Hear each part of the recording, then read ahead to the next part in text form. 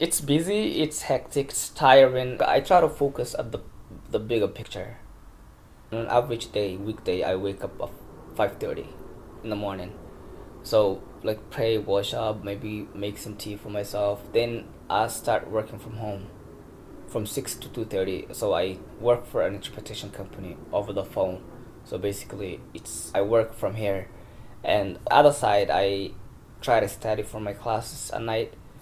Depending on what day of the week it is, I either go to school or I go to the other my other job at 3 o'clock.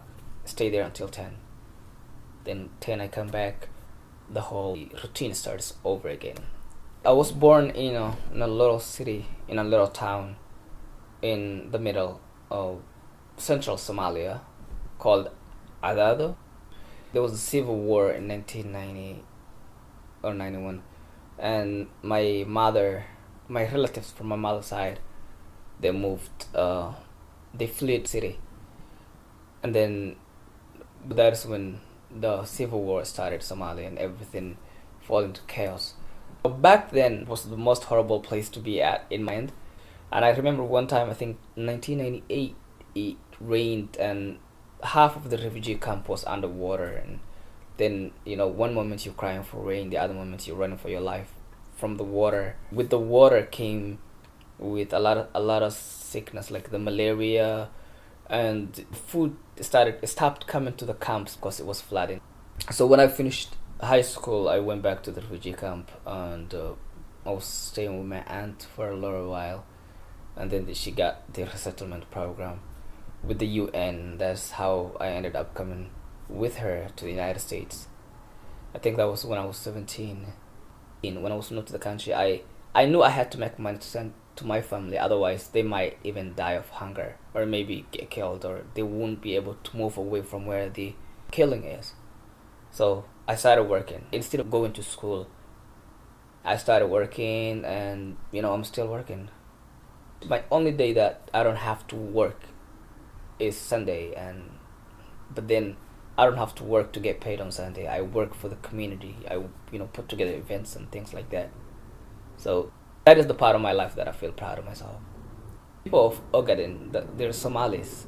Ogaden is a region that is claimed by Ethiopia, and it was given to Ethiopia in 1935 by the British government. The British was at the time colonizing part of Somalia, so it gave it to Ethiopia.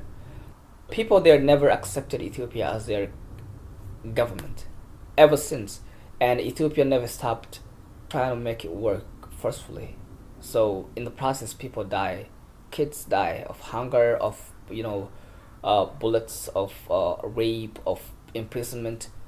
The Ogaden Youth and Student Union (OYSU), I'm a member, and I've been with them for the last 2 years now. So basically, we have the Always You Seattle TV. We try to make it interesting so that people could watch. We try to make it very informative so that people can learn something from it and do it differently, our own way, the way that we think is right. People die every day, and it's my people. It bothers me that it's my people and nobody wants to talk about it. At least this right now, I'm gonna talk about it. If it's on TV, if it's on camera, if it's on writing, I don't mind. I'll talk about it. I will never stop fighting for the ones the people, my people who don't have voices of their own, people who cannot speak up for themselves. I'll always speak up for them. It doesn't matter if it's my people. It doesn't matter if it's somebody else's people. I will speak up for them. I'll be a voice for the voiceless, regardless of who they are.